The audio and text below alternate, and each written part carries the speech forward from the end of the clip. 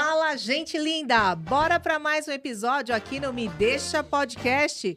Gente, nem preciso dizer que hoje a gente vai ter aqui mais um episódio muito interessante. Então já vou pedindo aqui para você se inscrever no nosso canal, deixar aquele super like e compartilhando aí nas redes sociais. E minha super convidada de hoje, a gente vai estar aqui, ó, num papo muito top. É a Júnia Lopes, que é empresária e escritora. E vamos agora para o super bate-papo. Quem é Júnia Lopes? Bom, vamos lá. Júnia Lopes é aquela pessoa que aprendeu a ser feliz independente do estado civil. Ao longo dos anos, eu tive experiências boas e ruins e eu aprendi que se é difícil encontrar a felicidade em mim mesma, é impossível encontrá-la em outra parte. E quando eu descobri isso, eu foquei em buscar a felicidade em mim mesma. Isso traz uma responsabilidade muito grande para nós, porque desde então eu não preciso culpar o outro pelos meus infortúnios, pelas minhas infelicidades também. Quando eu falo que eu aprendi a ser feliz, independente do estado civil, não significa que em algum momento eu não sou triste. Eu sou também, mas eu aprendi a equilibrar esses estados de humor. Existe uma frase de Sebastian Hack que ele fala: é impossível encontrar a felicidade senão em nós mesmos. E existe alguma frase também do Conde de Monte Cristo, onde ele afirma que não existe felicidade ou infelicidade. Existe a comparação desses dois estados. Ou se você foi infeliz, você vai saber o que é felicidade. Não existe isso. Se você não foi infeliz, você não sabe o que é felicidade. Então, desde então, eu aprendi que deve-se sentir tudo na vida. Veio tristeza, sente até passar. Veio felicidade, sente. E não ocultar, não fugir desses sentimentos. Eu acho, Júlia, nossa, assim, você trouxe um tema que hoje está muito em pauta, né? Hoje a gente fala muito disso. O que é ser feliz dentro da vida que a gente tem hoje, né? É trabalho, é casa, é filhos, né? São filhos ao nosso redor. Então, como é que junta tudo isso? Quando você fala desse aspecto da felicidade, como foi esse seu caminho, né? Para dizer assim, olha, peraí, eu estou reconhecendo essa felicidade, né, em mim, estou me entendendo, esse autoconhecimento para fazer essa, não separação, né, mas esse entendimento. Bom, isso não foi desde sempre. Uhum. A partir de 2019, eu comecei a buscar muito o autoconhecimento, aprofundar o autoconhecimento, entender por que certas coisas doía tanto. E eu fui descobrindo que nunca é em relação a outro, é sobre mim. E quando você começa a viver a sua vida só dentro do seu quadrado, diminui tanto as dificuldades, os problemas, porque a maior parte das infelicidades que nós temos é porque nós estamos responsabilizando o outro. Então, eu aprendi que hoje, para você estar com uma pessoa, referindo mesmo até matrimônio e casamento, você tem que estar com ela não porque você precisa dela, mas porque você quer. Porque a partir do momento que você não precisa daquela pessoa para te fazer feliz, para te complementar, você não responsabiliza ela. E a partir do momento que ela não fez o que você queria, você já não estava esperando nada mesmo, né? Então, eu aprendi que a felicidade ela está em mim. A partir do momento que eu encontro ela em mim, eu não vou culpar ninguém pelas minhas perdas, até mesmo pelos meus momentos de tristeza. E muita tristeza que há em nós é preconcepção. Tem coisas que está gravado no nosso subconsciente que é da época da gravidez. Como eu posso culpar alguém por isso? Muito, nossa, faz total sentido. E acho que quando você está falando, quando a gente traz para a questão de relacionamento, hoje a mulher, ela fica muito voltada nesse círculo, né? É o esposo, é o filho. E aí, isso vira, como é que eu vou dizer? Nem sei se eu posso dizer assim, uma simbiose, onde ela não se vê no papel de olhar para si, né? Então, peraí, como é que eu vou olhar para mim, sendo que eu tenho o meu filho aqui, e como é que eu vou dar essa atenção? E aí, esses sentimentos se misturam, né? Fica muito difícil da gente equalizar. É exatamente isso. Quando você acha que a vida diz respeito ao outro e não a si mesmo, traz várias questões. Porque, assim, se a vida diz respeito a mim, então primeiro eu. Então, se eu entendo que primeiro eu cuido de mim, eu me faço feliz, eu me nutro, eu aprendo a me vestir, a cuidar de mim para mim mesma. E quando eu faço isso, é muito mais leve. A partir do momento que eu invisto em mim, eu entendo que eu sou a árvore, falando de maternidade, de família, Sim. eu sou a árvore. Então, se eu sou a árvore, eu tenho que nutrir eu primeiro, para mim ter força, para me tornar uma árvore frondosa, para que eu tenha energia e vigor para cuidar do filho, por exemplo. Então, eu sou a árvore e o filho é o fruto. Por que eu vou dedicar mais ao filho, então? Eu tenho que cuidar de mim para mim ter estrutura para isso. E aí, nesse contexto, como foi para você a maternidade? Como foi a Júnia mãe? A maternidade, para mim, ela foi uma loucura desde sempre. Quando eu digo loucura, eu não segui os padrões convencionais na maternidade.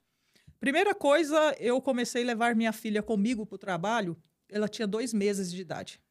Então, já comecei super recente. Eu sempre fui contra terceirizar a educação de um filho. Então, se eu era contra terceirizar a educação, eu não queria que ela fosse educada por outras pessoas com valores e cultura diferente da minha. É muito padrão, é muito comum as pessoas deixarem o filho 12 horas terceirizando a educação. E eu sempre entendi que filho é um produto. Então, quando eu estava com a minha filha pequena, eu também estava montando uma empresa. E aí, eu estava criando produtos. Qual era o produto mais importante? O produto comercial ou minha filha? Então, eu resolvi dedicar todas as minhas forças e energias também para eu não terceirizar a educação da minha filha e ela crescer com os mesmos valores que eu tenho. Nossa, e como foi essa jornada para ela, assim? Hoje, como chama sua filha? Júnia também. Júnia também? Também, Quando você olha para a Júnia, assim, como é que você a vê nessa estrutura de educação que você está formando, né? Quantos anos tem a Júnia também? 14 anos. 14. Ela é uma criança, a gente chama criança, mas é adolescente, totalmente diferente. Porque ela lê 40 livros por ano, o ano passado. Esse ano eu acho que ela vai ler mais. E ela tem um papo, eu vejo crianças da mesma idade que ela, e é aquele papo imaturo. E as pessoas que conversam com ela falam, conversar com a Juninha é como conversar com um adulto.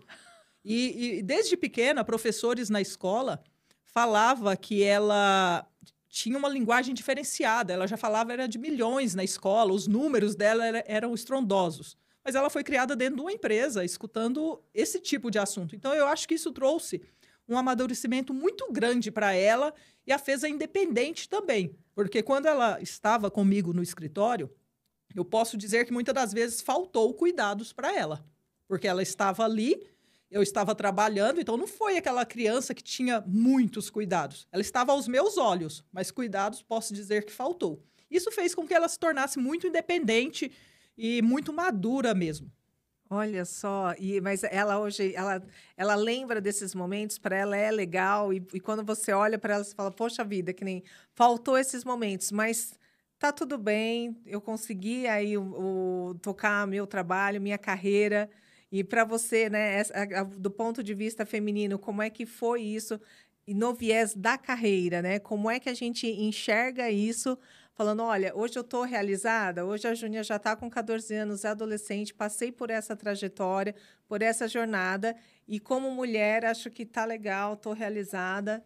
Eu faria tudo novamente do mesmo jeito, do mesmo modo.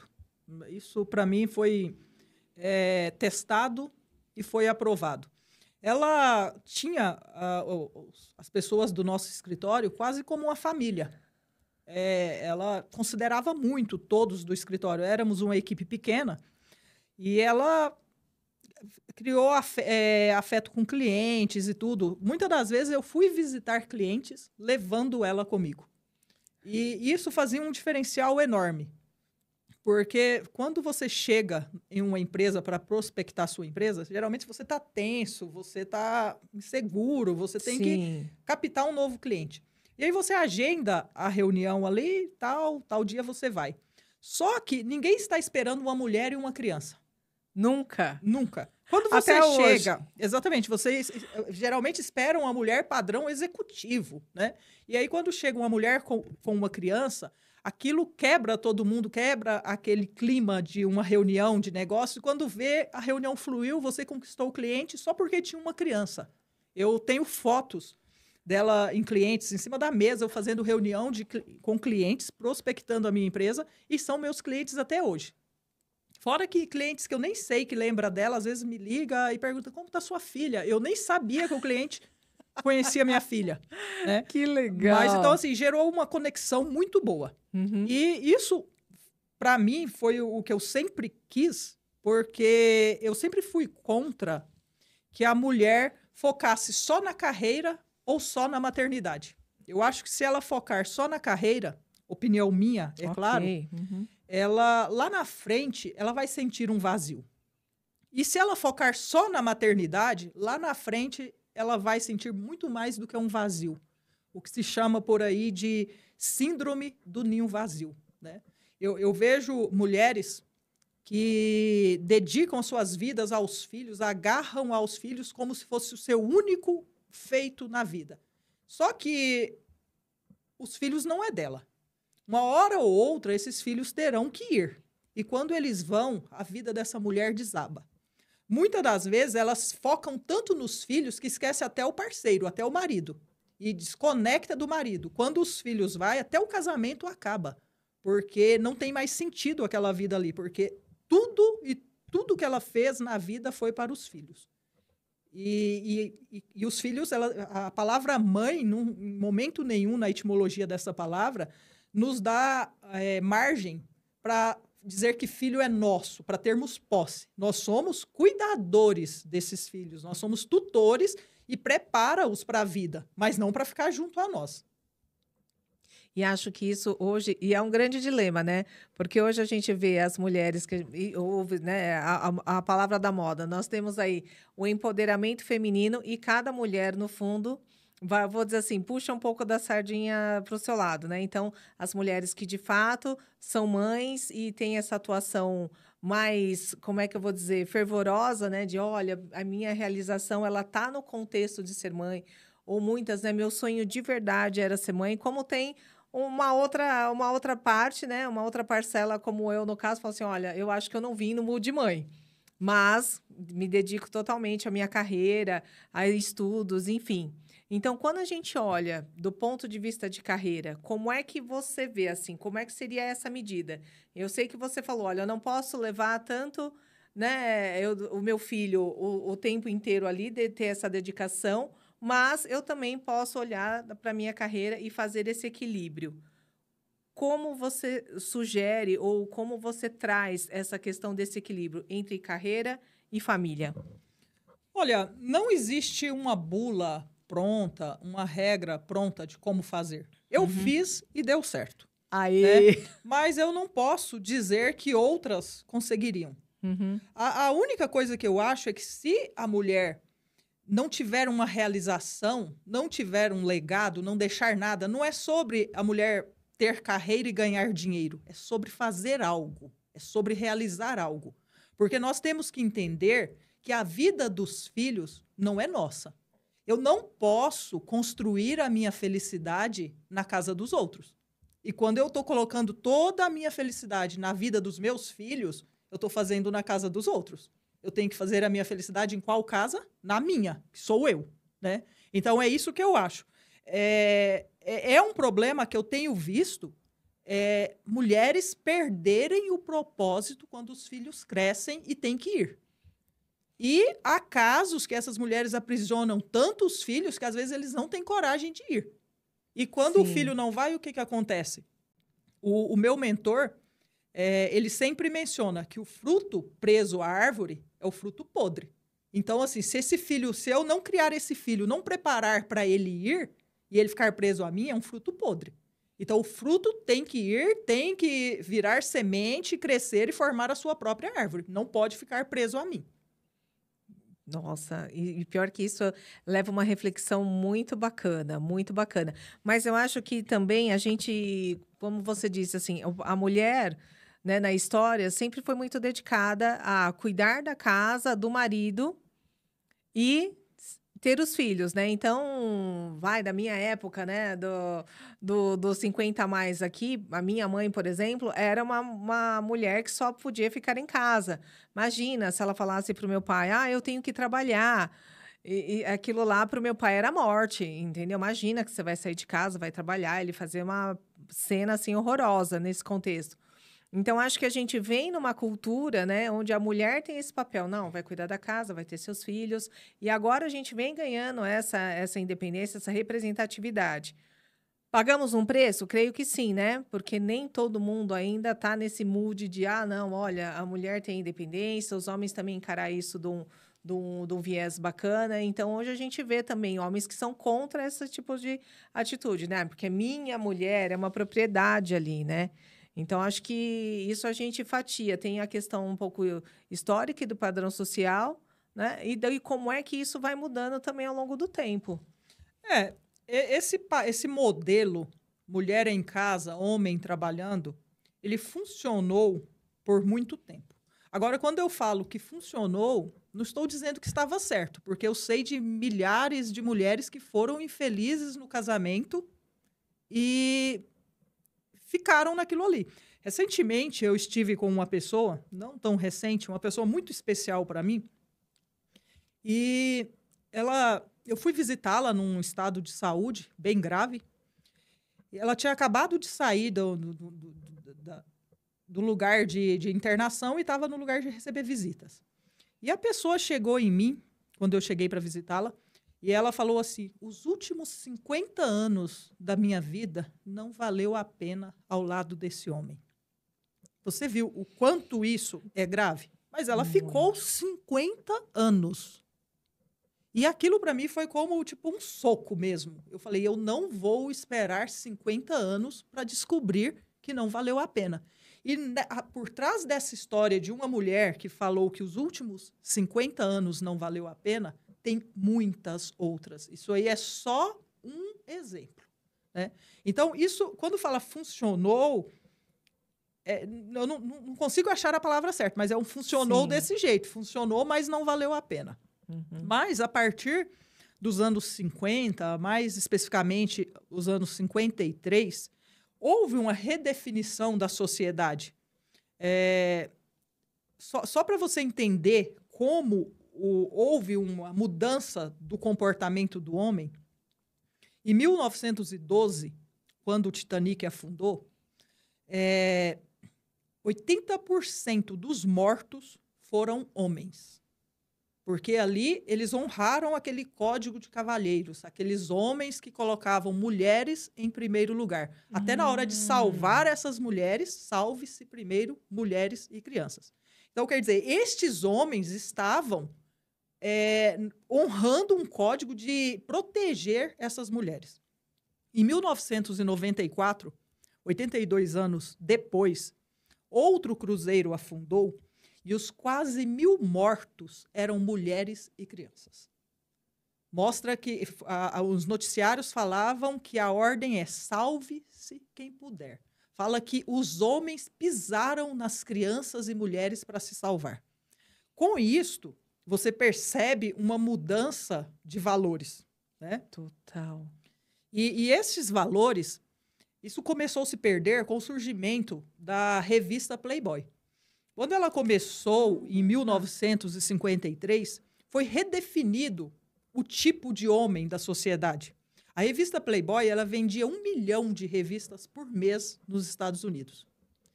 E a gente percebe, até então, qual era o tipo de revista masculina. Até então, homens liam revistas sobre pesca, caça e esportes. Quando surgiu a revista Playboy, foi redefinido o tipo de homem. Aquele homem que até então o único objetivo dele era casar-se, formar e ter uma família, ele começou a entender que isso era prisão, que isso não era uma forma certa de viver, e foi mudando para esse homem que fez da mulher o objeto.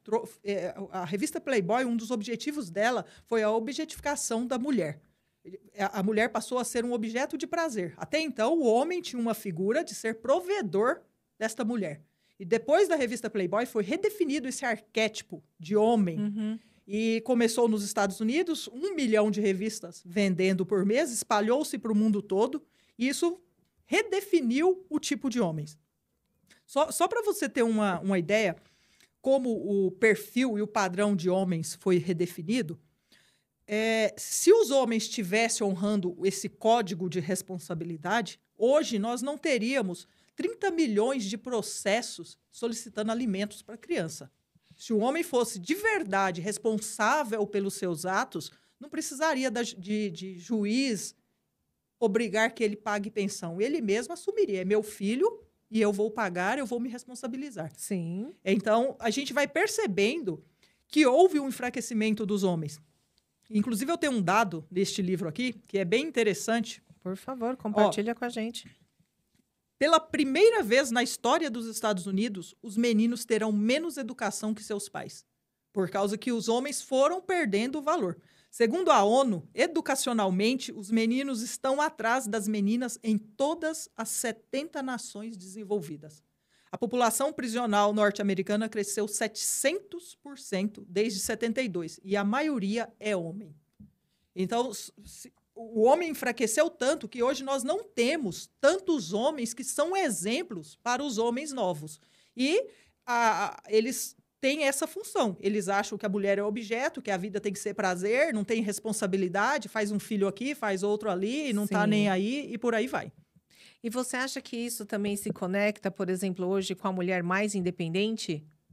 Porque hoje a mulher tem, né, uma independência financeira, na maioria das vezes, mas às vezes a esse homem ela está vinculada emocionalmente. Você acha que isso também, de alguma medida, influi? Eu acho que a independência da mulher faz com que ela tenha menos medo de seguir a vida, porque ela não depende do homem. Ela não depende do homem financeiramente, ela não depende dele para praticamente nada. Existem movimentos contra as mulheres que eles nem engravidam uma mulher, porque a única coisa que uma mulher não faz sem um homem é engravidar. O resto a mulher consegue fazer tudo, né? Então, assim, as mulheres hoje elas não precisam tanto dos homens. Mas, fundamentalmente, falando de psicologia, essas crianças que estão nascendo, elas precisam de pais. Só que esses pais não estão sendo pais para esses jovens de hoje. Por isso, o enfraquecimento da sociedade. Acho que isso tem um reflexo direto, né? Com toda certeza. Porque nós somos os nossos pais. E quando você não tem... o pai, assim como a mulher é a árvore, o pai também é árvore. E se você, fruto, criança, não tem uma raiz para se nutrir, o que acontece? Você vai ficar frágil, você vai ficar sem forças e por aí vai. E você acha que isso está muito conectado com a questão quando a gente fala assim, porque a mulher é muito feminista, né? O tema da moda, feminista. E acho até que acho que em alguns vídeos eu estava vendo essa colocação, né? E a Júnia é feminista, entende? No contexto. Muita gente me acusa de ser feminista, embora eu já tenha até respondido várias vezes, eu não sou feminista. Mas as pessoas primeira coisa, que uma pessoa que defende a maternidade não é feminista. Eu defendo a maternidade, eu sou contra aborto. Então, já os meus pilares, os meus valores já são totalmente contra o feminismo. Agora, uma mulher querer ter profissão, querer ter dignidade, querer realizar algo, querer deixar um legado, isso não é ser feminista. Ela só está ocupando o seu lugar. Eu entendo que a ordenança bíblica para a mulher é ser mãe, dar à luz filhos. Sim. Mas não é falando só faça isso. A mulher pode fazer muitas outras coisas.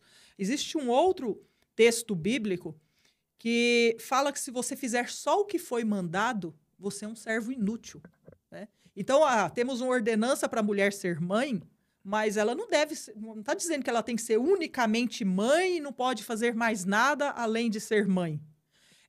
Existe a parábola dos talentos que mostra que cada um daqueles servos lá recebeu valores. E aquele que não fez... Esses valores que nós podemos falar que são talentos, são dons. E aquele que não fez nada com o que foi dado, foi considerado também servo inútil. Então, Certo, eu tenho que ser mãe, tenho uma ordenança Uhum. para ser mãe, mas se eu tenho outros dons, outros talentos, outras coisas, por que eu também não realizar isso junto com a maternidade? Sem dúvida. A gente tem também em Provérbios 31 a mulher virtuosa. E as características da mulher virtuosa é uma mulher com expertise em empresa, em negociação, em câmbio, em gerir uma empresa e gerir um lar. Então, às vezes as pessoas confundem e se perdem achando que então eu devo só gerir o lar. Não, eu posso gerir o lar, eu posso gerir uma empresa, tudo ao mesmo tempo. Não precisa ser só uma coisa na vida. E isso não diminui, né? Muito pelo contrário, engrandece o espaço da mulher, né, na sociedade como um todo. Porque a gente fica com essa visão exata do mínimo, né? Olha, a mulher ela só vai cuidar desse pedaço, é da família e dos filhos ali no contexto e acabou. E não, né? Tem uma amplitude geral, até mesmo relacionado até a faixa etária, né? Hoje a gente vê, por exemplo, uma mulher de 50 anos, se ela vai iniciar uma faculdade, se ela vai iniciar qualquer outro projeto, seja quero ser empreendedora, hoje está tudo bem. Quando eu olhava minha mãe com 50 anos, eu achava que ela já estava na hora de ir para o asilo, você entende? Então, acho que hoje também o olhar para a mulher, né, tanto da maneira produtiva, vou dizer assim, mas não relacionado a filhos, mas como carreira, né, da gente poder ter uma longevidade maior, isso também pesa hoje, né? Com toda certeza. Uma mulher que ela foca somente na maternidade, é isso aí que você falou. Com 50 anos, você olha para ela e não dá mais nada por ela. Porque ela não cuida de si, ela não cuida dos seus cabelos, não cuida do seu corpo, não faz exercício, não cuida da árvore dela. Então, essa árvore já está toda aniquilada, né? Sim. Então, hoje, a mulher se cuidando mais, existe uma amplitude muito maior de coisas que a mulher pode realizar, né?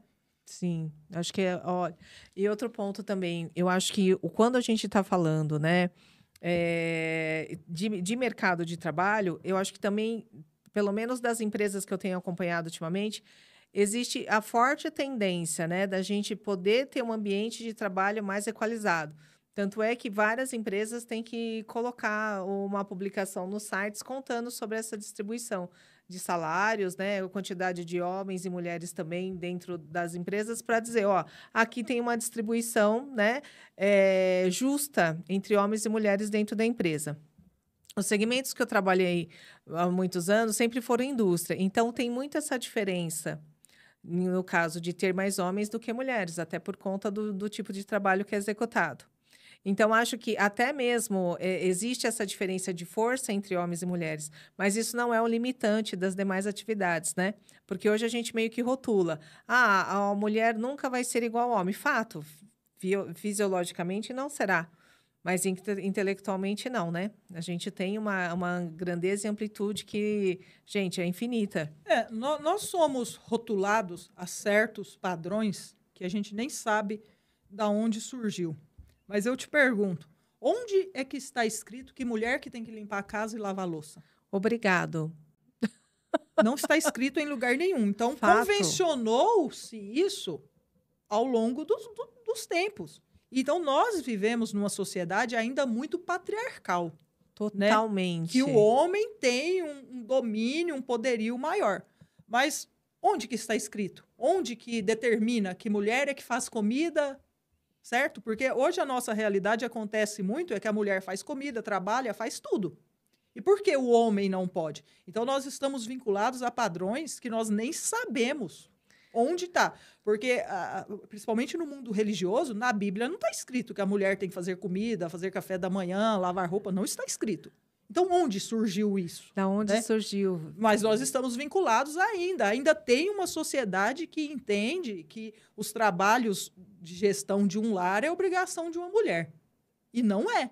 Totalmente. Isso mostra como os homens saíram da responsabilidade deles, porque muitas das vezes eles não provê o lar, e também não cuida da casa, não cuida dos afazeres. E há essa regra, mulher faz isso, homem faz aquilo. Mas a hora da mulher ganhar dinheiro, ela consegue ganhar igual ao homem. Exatamente, igual até mais, né, hoje em dia. Hoje a gente vê, gente, Uma mulherada em cargos de direção muito além do que um dia se imaginou, né? São os dados que eu te apresentei aqui. Pois Os é. homens estão ficando para trás.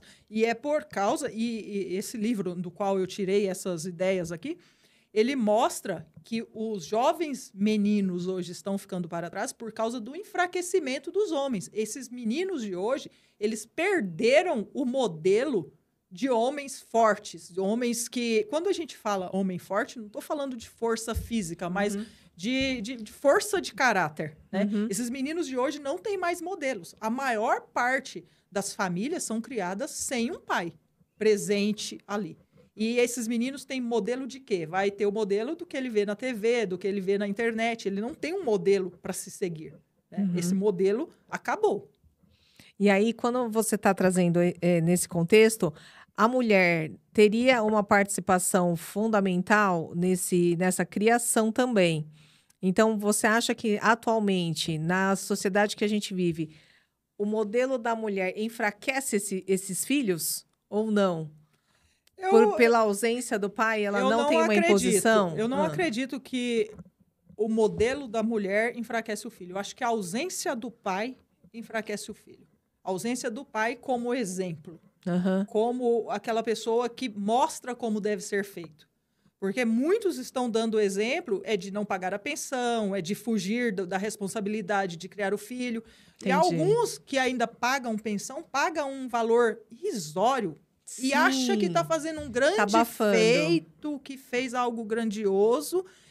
Coisas que sustentaria talvez 2% da despesa de uma criança. E eles acham que nem prosperou na vida porque teve que pagar pensão. E paga aí míseros 300, 400 reais de pensão.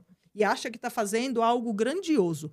Isso deveria envergonhar os homens. E não ficar achando que fez algo grandioso. O que se faz com 300 reais hoje? E tem homem que acha que isso foi o feito da vida deles. Estou pagando pensão. Nossa, se não fosse essa pensão, né? O que seria do meu filho? E acontece assim, ó, demais da conta. Hoje, quando você vê, pelo menos, né, no ambiente de trabalho, as pessoas que circulam aqui no estúdio, várias mulheres têm essa problemática com os ex-maridos, e comumente o tema é pensão. Porque hoje tem o comodismo de dizer assim, não, então a fulana está trabalhando, ela ganha o dinheiro dela, ela está bem, então não precisa aqui dessa contribuição. Este é um ponto. Não é só sobre dinheiro. É sobre a presença também. Né? Só que muitas das vezes, a presença do pai é danosa, porque ele tem comportamentos que não são exemplo. Então, isso é grave também, né? Então, quando eu falo que houve um enfraquecimento dos homens, e não estou generalizando, porque tem homens que não estão nessa condição, eu não estou colocando-me numa condição de feminista. Mas eu insisto, até mesmo que a mulher tem que fazer algo na vida, porque eu tenho visto muitas delas que são prisioneiras de casamento. Por quê? Porque elas não seguiram a carreira, depois o cara vai lá, apronta, faz um monte de coisa com ela, e ela não tem dinheiro, ela é prisioneira daquilo. Ela não tem uma carreira, não sabe fazer, vai ter que ficar vivendo vítima daquilo ali. Como eu te disse, uma pessoa que viveu 50 anos ao lado de um homem e descobriu que não valeu a pena. Muitas mulheres hoje estão nessa condição. Elas focaram totalmente na maternidade, deixaram de lado as suas realizações, e quando o casamento se rui por diversos motivos, ou mesmo que o homem vai e a deixa, ela fica numa condição precária, porque ela passou da hora dela investir na carreira, dela investir nela, a árvore já está fraca e ela não consegue mais se erguer. Exatamente, porque, né, passou-se o tempo, entre aspas, né? Quando ela estava vou dizer assim, na flor da idade, no momento mais propício, ficou lá atrás. E construir isso também, né? É muito mais difícil falando, depois. Também é mais difícil. Exatamente. Né? Para você se encontrar, para entender tudo. E o quê? Ficou dentro de casa, confinada e desatualizada, exatamente. Fora que, para você criar filhos para o mundo de hoje, você imagina você ficar só dentro de casa. Como que você vai preparar filhos para o mercado de trabalho se você não conhece o mercado de trabalho? Então, acaba sendo contraditório. Eu dedico-me só à maternidade e não sei nada do mundo lá fora, nada. Como eu vou preparar meus filhos para isso? Como eu vou conversar sobre mercado de trabalho, sobre futuro, sobre vida externa com eles, se eu não tenho essa vida? Né? Isso também mostra a necessidade da mulher estar preparada dentro do mercado. E tem que se atualizar. Acho que hoje a gente está num dinamismo assim que não dá para dizer, então peraí, vou deixar para depois. Óbvio, tem casos e casos. Às vezes a pessoa se programa, vou tirar um ano sabático, quero, né, ter um momento aqui. Mas eu acho que tem que ter essa visão mesmo lá da frente. E o fato é, principalmente pela saúde mental. Exatamente. Eu insisto muito que é também sobre dinheiro, mas não é só sobre dinheiro.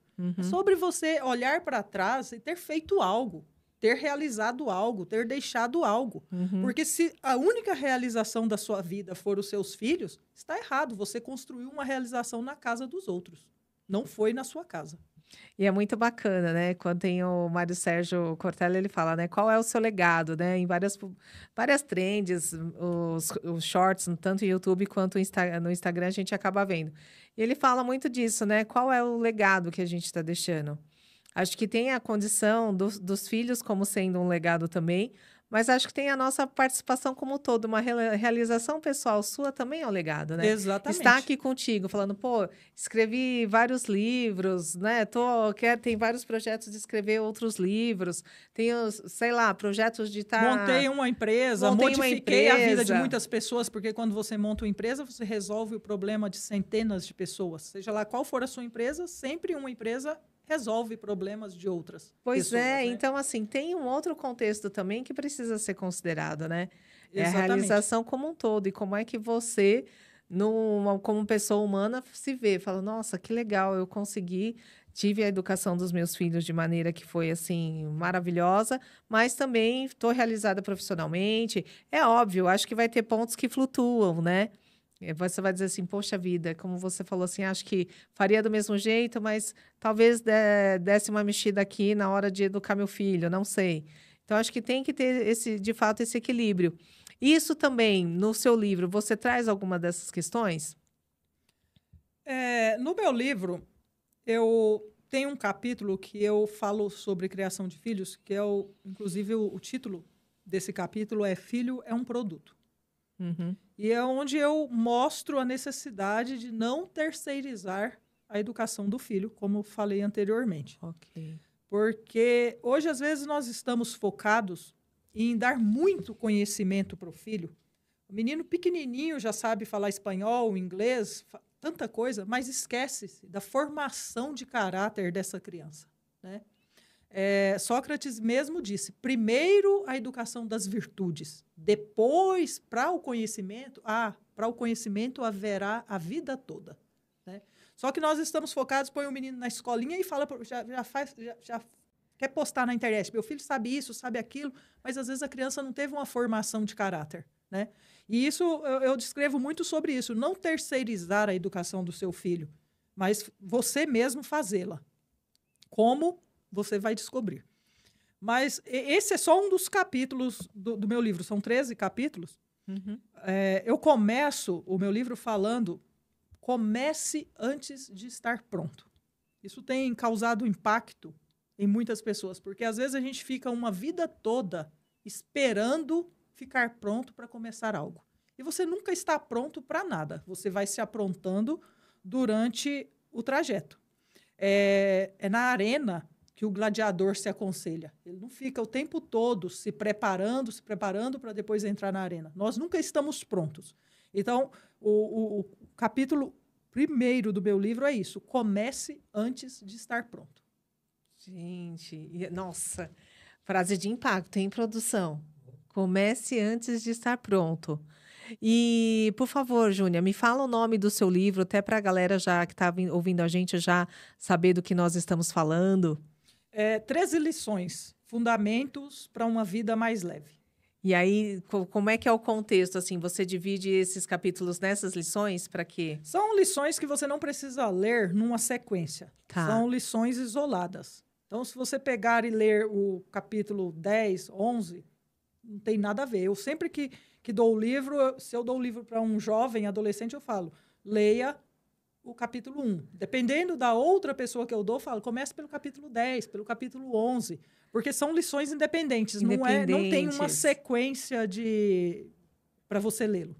Olha só que bacana. E você está com um projeto aí de novos livros? Sim, eu estou escrevendo outro livro sobre relacionamento pessoal, no sentido de que quando nós relacionamos com pessoas e pessoas relacionam conosco, nós moramos nessas pessoas. Então, quem mora em nós e em quem moramos. E eu estou discorrendo um tema sobre este assunto. Que bacana, que também foi motivado aí pelas experiências que a gente falou até agora.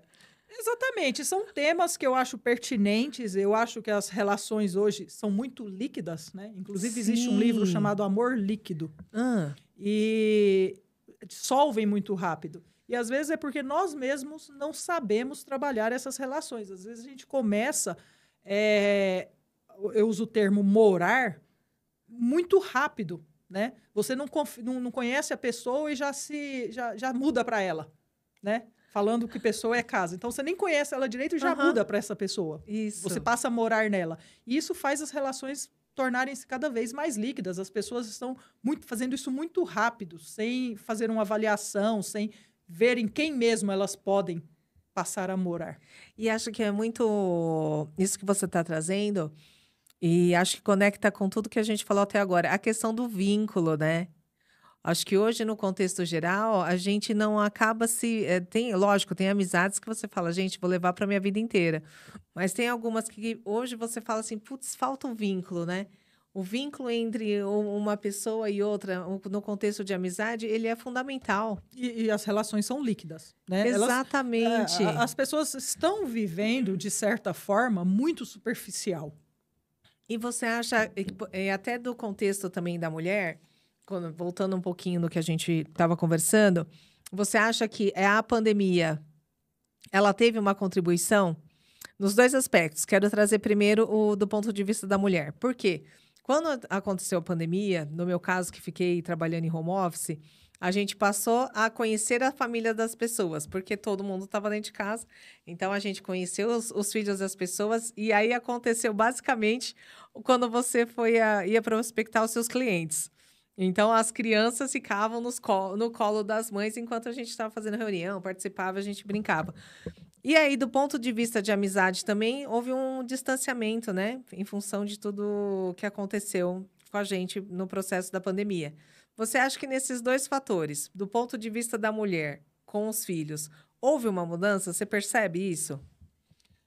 Quer sim, quer não houve, porque muita gente foi obrigado, do nada, a parar de terceirizar, né? As escolas foram fechadas, tudo. Então, assim, as mães caíram de paraquedas dentro de casa. Então, assim, eu não posso afirmar que a experiência foi muito boa, porque muitas quase enlouqueceram. Mas elas tiveram que conhecer quem eram os seres que elas estavam criando, né? Porque uma mãe que deixa o filho 7 horas da manhã numa creche e busca às 18, ela não conhece esse menino. A partir do momento que ela caiu de paraquedas, pandemia, não tem escola, eu tenho que cuidar desse ser, ela teve que conhecê-lo. E o vínculo vem pela convivência, né? Então, não tem outra alternativa. Não tem outra alternativa. Elas foram obrigadas a dar literalmente seus pulos, né? Exatamente. A se adaptar a uma nova rotina. Exatamente. E é o que é mais curioso, né? Conhecer o filho que ela gerou, né? Acho que isso foi muito 10 também. Um novo momento social. Porque você vê muito pais, mães ver a criança e fala assim, eu não sei aonde que esse menino aprendeu isso. Eu não sei de quem que esse menino... não sabe nem o que o filho come, o que o filho gosta de comer. Mas como que vai saber onde o menino aprendeu se você não convive com ele? Ele passa o dia em escola, com uma multiplicidade de culturas ali. O tanto de coisa que esse menino aprende que não precisaria aprender, que é contra os seus valores, e depois você não sabe mesmo, porque você não está com ele. Agora, se você está com ele, está junto, você vai saber onde ele aprendeu. E aí você consegue literalmente balizar, né? Falar, opa, peraí, aqui está fugindo da rota. Se você vê os vídeos que ele está vendo, se você escuta o que ele está ouvindo. Na minha casa, quando a minha filha era pequena, ela ia assistir vídeo no YouTube, nunca fone de ouvido, sempre alto. Eu sempre estava escutando toda aquela ladainha. Dearo, não sei mais o quê, coisas de criança mesmo. Mas Sim. eu estava escutando, porque eu escutando, eu sei o que é. Se eu visse alguma coisa que deveria ser censurado, eu estaria sabendo. Agora, o menino coloca fone no ouvido e você não sabe o que ele está fazendo. Gente, isso é verdade. Acho que isso é um ponto super importante que hoje a gente tem que ficar super de olho. Muito, muito, muito. E, Júnia, o que mais você quer trazer assim desse universo feminino para a gente aqui hoje no podcast? Só para fecharmos, eu queria deixar uma lição que para as pessoas não amarem tanto a vida a ponto de deixar de viver só para estar vivo. Porque muitas das vezes nós ficamos numa vida tão medíocre, com medo de arriscar, com medo de ousar, de fazer coisas, que a gente só está vivo. A gente não está vivendo a vida. Então, o meu conselho para todos é: ouse, arrisque e viva a vida. Nossa, é isso aí, gente. Que encerramento maravilhoso. Ju, eu só posso agradecer sua presença aqui hoje. Um papo muito rico. Acho que fica aberto aí, né, para a mulherada e também, né, os maridos, os companheiros refletirem muito nesse contexto, né, do que a gente está vivendo, dos relacionamentos que a gente está construindo. Então, quero agradecer sua participação aqui. Foi muito legal. Fiquei lisonjeada. Sou eu quem agradece. Foi muito bom. E muito bacana. Olha, pessoal, eu vou deixar também na descrição aqui do nosso vídeo o livro da Júnia. E depois, Júnia, depois pode falar para a galera aqui. Por favor, vou deixar esse espaço para você falar onde é que a galera te encontra, qual o seu Instagram, se o seu livro está na Amazon, em alguma outra livraria. Por favor, fica à vontade, o espaço é seu. O meu Instagram é Júnia Lopes P. E o meu livro está na Amazon. É só procurarem, tanto na versão e-book quanto na versão física. Está disponível na Amazon para todos adquirirem. Top, são 13 lições, né? Fundamentos para uma vida mais leve. Exatamente. Então, galera, corre lá na Amazon para vocês, né, conhecer essa leitura e tenho certeza que por esse papo maravilhoso vai agregar muito aí para vocês. Então, nós vamos ficando por aqui. Eu, obviamente, finalizando, tenho que pedir para você o quê? Se inscrever no canal, deixar aquele super like e, por favor, curte, comenta, compartilha. Beijo grande para vocês e eu vejo vocês no próximo vídeo.